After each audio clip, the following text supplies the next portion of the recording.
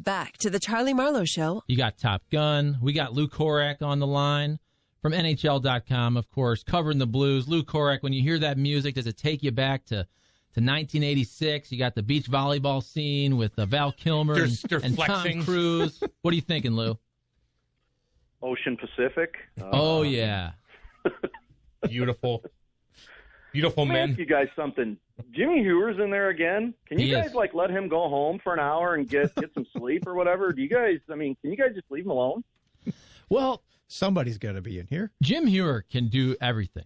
I mean, the greatest compliment is you're a Swiss Army knife. But what do you guys do? Well, Nothing. We sit here and talk. We don't know how to run the board. I look at that board over there, and it looks like a different language to me. Confusing. And also, I purposely don't want to learn it. I know. Like, I'm staying away from that damn thing.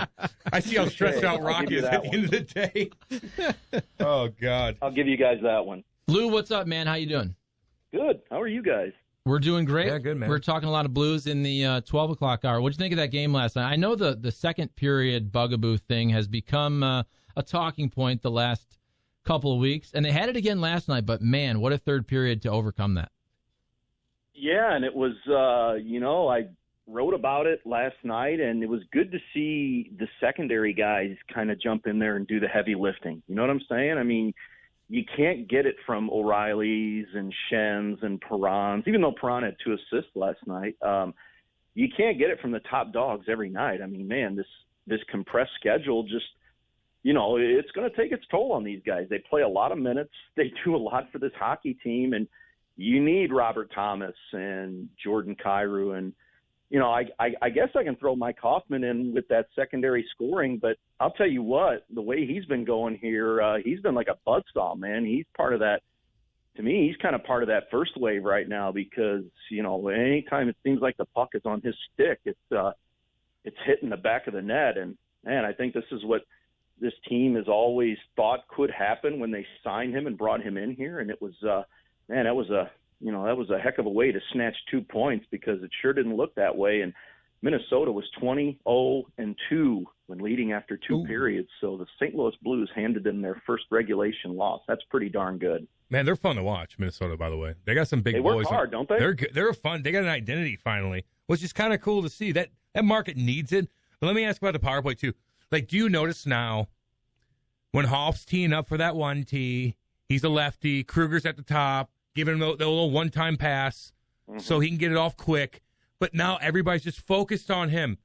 And then they were focused on Vladdy in front of the net because Vladdy scored a different goal. And then there's so many different seams. I mean, that power play is a completely different animal right now. Yeah, wasn't that a pretty seam pass by Perron just to kind of saucer it in there, and there's Hoffman just ready to tee off. I mean, yeah, it's fluid right now. I mean, there's they come at you in waves, and just a couple of subtle changes there a couple of games ago that they made. They flipped Hoffman and put him on that top unit, which a lot of us have always felt like he probably belongs there to begin with, and not a slight on Braden Shen, but, they slip him down to that second unit. And for a while there, that second unit was the one that really, got that group going, with Vince Dunn. And obviously, Dunn's not in there right now, but a good, a good compliment there when you can throw a Justin Falk out there on the point right now. So, yeah, it's humming along right now, and they need it because that really was what got them going last night, because without it, I don't think they win that hockey game last night. We're talking with Lou Korac from NHL.com. Last night, Robert Thomas with a goal and an assist. He's got 5 points now in the last 4 games, and he had the injury, the thumb back in early February, and misses a month and a half or so. So you think with Thomas starting to be more productive, is it just a matter of health these days, you think? Yeah, and you know what? You can just tell when we talked to him the other day that it's been a little frustrating for him because just when it seemed like he starts to gain a little bit of traction, he was starting to gain traction when, he had the thumb injury. He scored a goal that game and got him going a little bit. And unfortunately, now he's out for, 5-6 weeks or whatever it was. And, then he has the shoulder a couple of weeks ago, and, he was starting to go good then. And I thought those guys really carried the torch last night. And even in the first period, I thought he and Kyrou were generating and had some buzz going, offensively. Excuse me. Like I said, when some of the top guys just, didn't have their legs last night at times. And, you had that, Minnesota Wild, that top line with Greenway, Foligno, and Eriksson Ek. Those guys were going hard, going strong, and big boys. With that, and going with the forecheck. And but whenever they did have some of that sustained ozone time, it was Kyrou and Thomas. They were just a little bit off, and maybe getting some of those shots away and on goal in the first period. And I like the fact that Craig Berube moved Mike Hoffman with those guys because. I'll tell you what they can bring to the table. They bring that dynamic and some speed and some skill. But I'll tell you what, when they're playing the other side of the puck, man, that just makes that's really, really 3 lines deep now that can come at you. And if you can get those guys to buy into that two-way game, it's really going to make this team tough to beat here down the stretch. And I thought they really gained some good traction. Their Corsi numbers were pretty terrific for the period that they played. Their Fenwick numbers were spotless as well. And, like I said, those guys really carried the torch last night and come up with a big play there at the end of the game. I mean, you'd love to see Robert Thomas outduel Jonas Brodin there for that, for basically a stick check, and he winds up winning it and pots the game winner, and you're feeling good going into a game tonight now. Yeah, there was zip in the puck, like cross-ice passes, which is like very confusing when you're trying to do like a little bit of trap in the neutral zone, and you got guys saucing 100 miles an hour on the move, and then they one-touch it to the middle again, so you're just like, what? So they were buzzing. Now let me ask about Benner, though. And he is – we compare him to so many different people. Charlie and I compared him to Yachty, but then you can compare a little – he's got a little Hextall on him, and he's got a little bit of he's got a little bit of a Patrick Waugh. Like he's just that's who I was thinking. Patrick, like he just doesn't care, and he's pissed, and he's just like, I'm gonna take over. I'm gonna do something. Like, is he the most hated goalie? And is he the most entertaining goalie the Blues have ever had? It's hilarious watching him, and well, look at it. I mean, he starts jawing with Cam Talbot there at the end of the period, and he just seems to know when to push the right buttons. And I think, and you can almost just tell he does it on purpose because he knows he's going to get under somebody's skin, but he doesn't care. That's what you got to love about him. He just doesn't care. And I mean, it's a 3-1 game, and you're thinking the way Minnesota's won 7 in a row, they're really flying high, feeling confident, and he just kind of subtly gets under the goalie's skin, and you wonder if that just got under Cam Talbot a little bit. And, you can't really blame a goalie for any of the goals that he gave up in that third period, but just from a mental standpoint, he's probably thinking about that, like, what's that jerk doing, coming near me and getting me going? We're the ones up 3-1, and I should be the one telling him, keep the puck out of the net. You're losing right now, but it's worked. He did it in San Jose, and they have that big dramatic win there, and but you got to love it, though. I mean, he's thinking a team-first mentality, and if he puts himself at risk, he doesn't care. And it's wound up working, and whatever works, that's what these guys need right now. Because although they sit in a good spot right now, they need to keep pushing forward here because Arizona's floundering. I don't think you can really count San Jose, even though they're 5 points back. It's kind of hard. They're playing a lot of kids right now. I think LA is basically on their last breath here, 8 points back. But Arizona's still kind of lurking there. But man, are they really in a nosedive right now? And you got to continue to push forward here because you don't want to leave anything on the table here. And well, the St. Louis Blues are flying high, and you want to have Arizona continue to think about it's slipping away from us. And these guys know that, and Jordan Binnington knows it too. And boy, he came up with some big saves last night, didn't he, guys? I mean, a couple of mistakes that did happen, and that's what you need out of your goalie is to have him come up and provide you with that save when somebody else makes a mistake. And I think he played a big part in that win last night too. This is the Charlie Marlow Show, 590 The Fan, 590thefan.com, talking with Lou Korac from NHL.com. You mentioned the bottom half of the standings there in the West. When you look at the Blues right now in fourth, and I do think they're going to make the playoffs, but when you look at the point differential, if you didn't watch the games, you think, oh, the Blues they're pretty far away from the Knights, Avalanche, and Wild. But then you watch them play the last week, and they're beating Colorado a couple times. They're beating the Wild.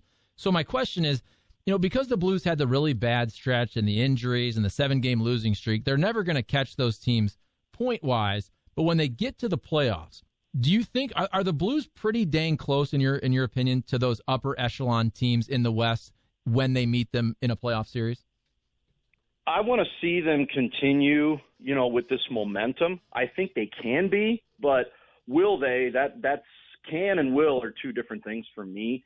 Look at Vegas right now. I mean, man, can anybody beat them right now? And the Blues are going to see them in about a week here, so we're going to see. I mean, they've won 10 in a row. That's a pretty good stretch of hockey that you're playing, and that's a team that's really confident right now. And but I think they can be. Out of the three teams, I think it's starting to shape up that if the Blues do wind up making this, that they're probably going to see Vegas in the first round. And I would think that's their least favorable matchup in this, because Vegas is one of those teams that can match you, in the physicality department. They like to bring it. And we've seen some of the games already.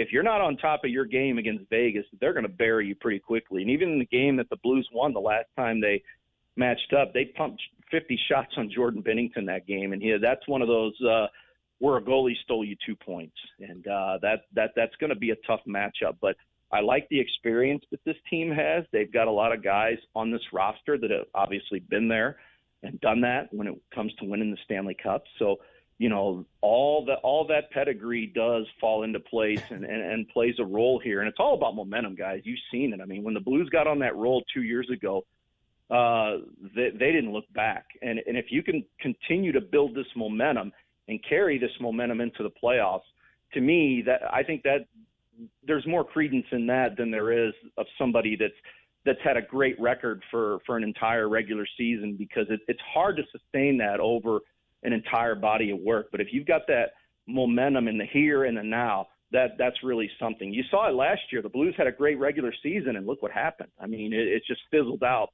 and obviously different circumstances, but it fizzled out really quick. But if you can keep this momentum that you got going right now, I think that can carry a long way, especially with the experience that they have. Yeah, if I'm Vegas, Colorado, whoever, and you have to play the Blues in the first round, you're probably like, oh, okay, like, hey. Like, these guys, a lot of them know how to win, man, and it'd be a tough go if they get rocking and rolling with the goaltending and whatnot. Maybe some guys getting a little bit healthier too. Let me ask you about Klim Kostin and I put Ilya Kovalchuk in there. It has nothing to do with the Blues, but I play with him. I don't know why I put it in my notes, but I did anyway. Okay, Lou, doesn't matter. Klim Kostin, they just won the Grey Cup, whatever the hell it is in KHL. It doesn't even matter. I saw him celebrating with it, and I'm like, get on with yourself. It's not even close to being the same. But they just won the Cup. That's pretty good news. Now, do they stack their teams over there? Yes. Is there big dog guys that's like, do it? They have a little bit more control over there. But Klim Kostin won a championship. What's his deal? When can he get his ass back over here before he parties himself into a coma? Can we get him out of here? What's the quarantine rules and all that stuff? Well, that's a good question. As far the quarantine rules are a little bit different and a little bit sketchy from an international standpoint. From my understanding is they've got a visa ready for him, and they're going to get him over here as quickly as possible, as early as this weekend is what I'm hearing and what I'm gathering out of this. That they're going to get him over here. Tim Taylor, I'm sure, has already reached out to him and has chatted with him. If he hasn't, that's going to be happening here relatively quickly. But I'll tell you what, guys, call it what you want, but I think he's, after doing what he just experienced over there, and now he's at the top of the mountain over there, I think he's ready for his next challenge, and I think he wants to prove to not only to himself but everybody out there that's doubted him that he can succeed at this level. And I'll tell you what, to me, the biggest thing is he was coached over there by a guy that's been there and done that over here in Bob Hartley. I think Bob Hartley steered him in the right direction and showed him, listen, this is what you have to do. You got to do X, Y, and Z in order to make it over there. And I think he prepared him and put him in situations over there that's going to help translate his game over here. And I'm anxious to see it, guys. I really am, because from my understanding, he played really well for Omsk in the playoffs, and I'd like to see that translate over here. Listen, he's only 22 years old. Okay, we gotta put that in perspective here. I mean, it sounds like he's been a professional hockey player for a long time, but man, he's just still scratching the surface to me. And for him to be able to go through that experience and now to try to be able to ride that momentum and bring it over here, who knows? He could be a big shot in the arm for this hockey team, but I think you're going to see a very motivated hockey player when he does get over here.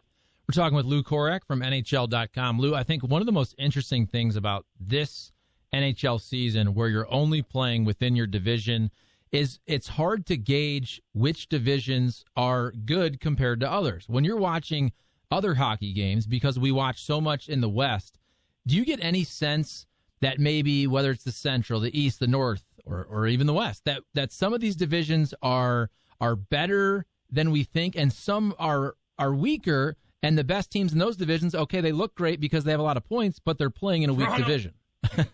Cam saying Toronto.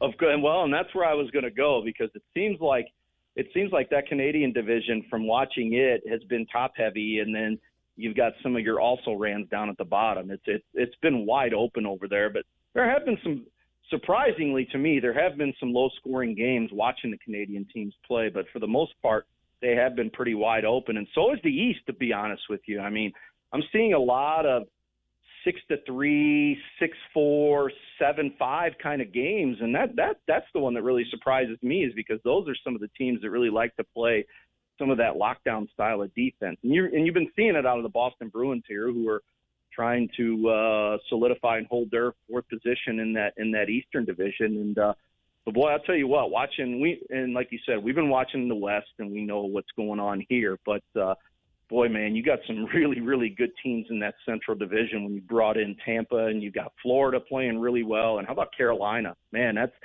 that's going to be a gauntlet as well, because whoever draws those teams. In Nashville right now, they're holding the fourth spot. It's probably going to come down between them and Dallas. But whoever winds up getting the reward for that, you're going to get a present of saying, now it's time to go up against Carolina Hurricanes. And right now, to me, if it's not them or Vegas, Carolina could be the best team in hockey right now as far as balance. Rank it for me then, Louie. Rank me your top five. Now, I don't care about this. It doesn't matter. Wins, loss, it doesn't matter. Rank me your top, all the teams you've seen so far. Who do you think the most balanced teams, ready to rock and roll in playoff type scenarios? Give me your top five best. Whew. Oh yeah. You better think about it. Don't take too much time. Well, in no particular order, and like I said, I just mentioned Carolina. The only question I have with them is, what are they going to do with their goaltending? And that's they've got three guys. They've got a three-headed horse right now that they can ride. You got to like that. Vegas. They're right up there for sure. I really like what I'm seeing out of the Washington Capitals, believe it or not, guys. They seem like they can beat you in two different ways. You want to play a 2-1 game, they're ready to go there. If you want to open it up, let's go 7-5. They've got the horses that can do that. Yep. So there's three teams for me right there. If Colorado can get their goaltending situated, and obviously they've run into the COVID issues, I still really like them, guys. They seem like they've got the horses that can make a run at this, because they're going to be awfully tough to contain, and they're going through their little bit of a lull right now. But and I'm going to throw the Tampa Bay Lightning in there. I was going to say they're the defending champions, and listen, they're going to get Kucherov back for the playoffs, and look what they've been doing without him. I mean, you're talking about a guy that's 95, 100 points here, and they're still winning. They're probably going to get Stamkos back, so you add those two pieces, and they probably got the best goalie in the game right now. So when you add all those things together, they're going to be awfully tough to beat. And I haven't even mentioned them at the top of the Central Division, because I really have liked what Carolina's done. But those would probably be my top five teams right now. And, of course, from a fan standpoint here, if they're playing at their best, I'd put the St. Louis Blues against any of those guys, just because I don't think they wouldn't be afraid to play any of these teams. They just want to get in, and they have that mindset, and they have the coach that's ready to throw them in the battle, saying, "Let's just get there, and then we'll see what happens from there." Because once you get in, guys, it's wide open for anybody. Thank you, Lou. Thanks, Appreciate Louie. the time, sir. I named my dog after you, by the way, Lulu. Just so you know. Wow, I'm honored. You should be. I'm honored. You should be. Appreciate it, sir. See you, dude. Take care. That's Lou Korac from NHL.com joining us here on the Charlie Marlow Show, 590 The Fan. 590thefan.com. Good stuff there. That was good stuff. I was going to ask him, too. Damn it, the Blues are playing Saturday. It's at 7 o'clock. Why? Is it weird that I want it to be at a 2 o'clock game? Why do I love 2 o'clock games on Saturdays? I don't know.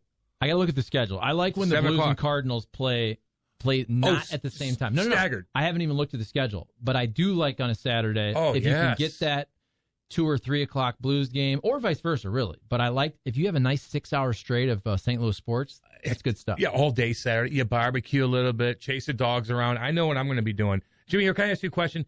I know No, you can't. Well, we have 5 minutes left. I don't know if you had anything else you want to talk about, but I wanted to name me since 1990 a hockey team that won the Stanley Cup that that had the least amount of superstars on it.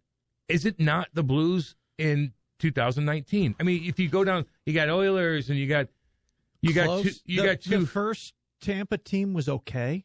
They had LeCavier. They had Marty St. Louis. Was he a true superstar? Wow, I think. Yeah, I think. He turned into one. I think they dominated. Okay. They were pretty loaded, and that was a weird year too because Calgary too didn't have a big. Yeah, Calgary wasn't. They had Kiprusoff playing really well. I really, that was Sutter's team. But then you go through the lineup, and you get your Crosby's winning, and you get your Detroit's winning, and all that stuff. Because the 90s are all loaded, okay? Right. You got Anaheim in 2007. You know, they're loaded. Yeah. So I don't know. Chicago, LA, Washington. LA, I don't know. LA was. They still have Doughty. I consider him a superstar. Jonathan Quick. I don't know. Yeah. I just the Blues as a whole, they must have been the least amount of superstars ever to really go through and win a Stanley Cup. I thought that at the time, but let's say 7 years from now, we're going to say a little differently about Ryan O'Reilly than we did when we got here. Maybe, you know? and Jordan Bennington, too. But he might be Patrick Waugh. There wasn't, like you said, there wasn't too many bona fide, this is a top 5 player in the game right now. Yeah. Guys. Maybe Bennington in time, but you're right. So, anyway, I don't know. I don't know another team that didn't. You had guys making $10 million and $12 million every year. There's your top and stars. all those Red Wings teams. The Devils had Brodeur and Stevens. Loaded. Yeah. You go through them. Don't even look through the 90s. I'm looking. Loaded. Kings? I know you had Jonathan Quick. Doughty. 2012. You have Doughty. But I feel like none of those guys, you don't look at them in the same way as a Sid the Kid, Ovechkin, or the Red Wings teams. They were pretty loaded. Kobe, Carter, Quick, Doughty. 2012. Dustin Brown was at the high point. He's not true superstar level, but he was pretty darn good for them. Somebody said, what about the Canes in the mid? No, they were loaded. They beat us in the playoffs. They had Brindamore, Cam Ward. They were loaded. Yeah, but Ward never turned out to be a superstar. But he did that year. That year he was. But they still had... Because he was going to be the next Patrick Waugh because he was a rookie. 86 Canadians, too. Here's a good gauge of this. And you guys Canadians know loaded much better than I. Didn't they have Chelios? I thought that, too. In 93, they were loaded, too. But I think Patrick Waugh thinking stole... a different team. Anyway. Okay. Any of those Kings guys you mentioned, will any of those guys be Hall of Famers? Kobe might. Is Kopitar? Does he have the games and the points? I don't know. And the Stanley Cups and the Selkies? You're damn right. He might be a Hall of Famer. But that's Drew Doughty might. Doughty might. Right. Jonathan Quick might. That's a good way to, I think, gauge it. Because Blues, could Ryan O'Reilly become a Hall of Famer? That's really tough. Maybe he could. But if you don't have that surefire, whether it's Brodeur, Steve Yzerman, Ovi, there's nobody you can say, okay, those guys are guaranteed Hall of Famers. Petro would be the closest. Right? You're right. Now, Bennington can go win 4 more. Bennington's got more. But Cole Parego's not going to be – Ryan O'Reilly's not going to be a Hall of Famer unless he wins 3 more Cups and he wins another Calder or a Selke and he wins this, that, and the other. Put more points up, plays 1,400 games, then, maybe. Do you think Alex Pietrangelo will be a surefire Hall of Famer? I think he will. But he has work to do. He's got work to do. Get there. You got to put more points up. There's guys that were some playing in a defensemen. good franchise right now too, where they're going to put up points. Yeah, you're scoring tons of goals. There's a couple players, defensemen, that had not many points that are in the Hall of Fame. They logged it out. And there's a couple guys that come to mind. I forgot their names, but I don't know Petro. Yeah, so he's the only one that's still debatable. But you look at every other team. There's some big boys on there that are going to be surefire Hall of Famers. And even if Petro's numbers and production, even if those aren't overwhelming, when you have, hey, I was the captain for the first ever Stanley Cup for a franchise, and heck, Vegas will probably win a cup in his tenure. You're 100% You got to think. right. I mean, it would be an upset if they didn't win at least trying one to buy cup everything they can Right. to make it happen. over the next yeah. 6, we 7 had their years. owner on. He's like, no, we're trying. Good stuff, fellas. Yeah, dude. Good show.